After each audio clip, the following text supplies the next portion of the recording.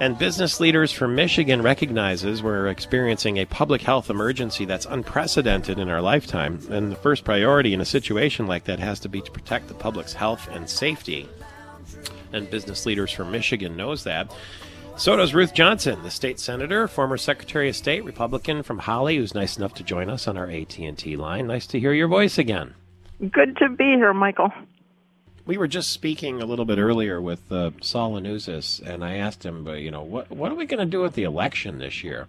And there are questions that are bouncing around out there between the Secretary of State and the Election Commission and some of the candidates and so forth. And can you bring me up to date, if you don't mind, first off, on what happens to those people who are collecting signatures and they need to turn their signatures in, but they have to social distance and maybe they don't have all the signatures they need? Yeah, that's going to be a very difficult thing, and that's still to be seen what's going to happen. My main concern right now is there's 200 cities and townships that have to conduct elections, and as you know, in Michigan, the Secretary of State does not conduct elections, but the local clerks do.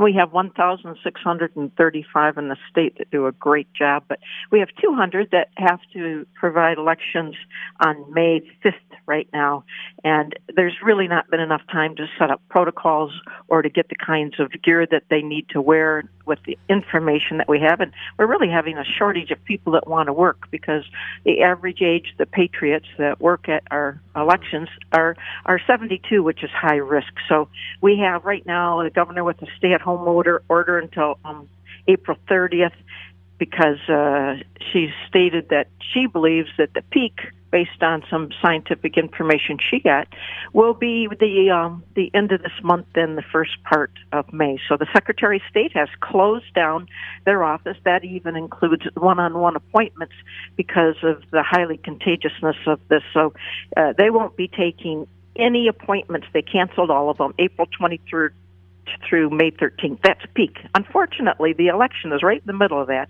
on the 5th.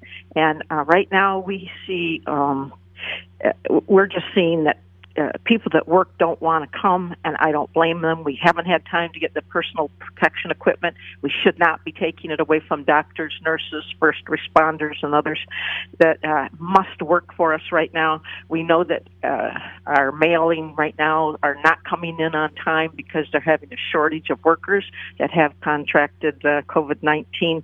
So I've asked many times, and I've been doing this for a month now as a past Secretary of State and County Clerk of Oakland County. We really just need to combine August or May with August. Time August comes, we'll have the personal protection equipment. We'll have protocols put in place to protect not only those that work and process, because now we know that it lives for 24 hours on paper and cardboard. We don't have anything in our rules yet. We don't have things set up to how do we process these. We don't have the equipment for the people, and we put voters at risk simply by having this election. Many other states, 17, have now moved their elections, so it's not right here when in the peak of the coronavirus hits, but Michigan has not, and I'm very disappointed with that because I think we're really letting people get hurt when needlessly, because we have figured out ways to hold the schools whole that want to re-up their millages and bonds. We just condense it into a smaller period, and we could do it in August when the protocols are all put in place and the personal protection equipment that people really need and deserve.